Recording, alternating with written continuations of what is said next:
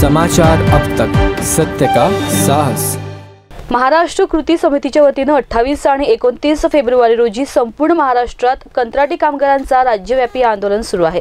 48 तासांच्या आंदोलनाच्या माध्यमातून कृती समितीच्या वतीने महाराष्ट्र राज्य वीज मंडळ कंत्राटी कामगार संघटना संयुक्त कृती समितीच्या वतीने महाराष्ट्रातील विविध संघटनांनी या आंदोलनाला आपला पाठिंबा दर्शविला आहे। प्रामुख्याने वीज कंत्राटी कामगारांना NMR पद्धत लागू करावी, वीज कंत्राटी कामगारांना अपघात झाला असता 15 लाख रुपये आणि कुटुंबांना मेडिक्लेम योजने मार्फत 5 लाख रुपयांची योजना सुरू करावी।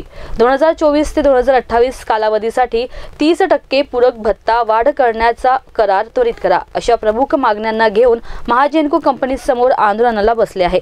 या आंदोलनात महिला पुरुष कंत्राटी कामगारांचा समावेश होता। तसेच यावेळी सर्व कर्मचाऱ्यांकडून जोरदार घोषणाबाजी देण्यात आली आणि मागण्या पूर्ण न झाल्यास पुन्हा आंदोलनाचा इशारा कामगारांकडून देण्यात आला। समाचार अब तक ब्युरो रिपोर्ट, नागपूर।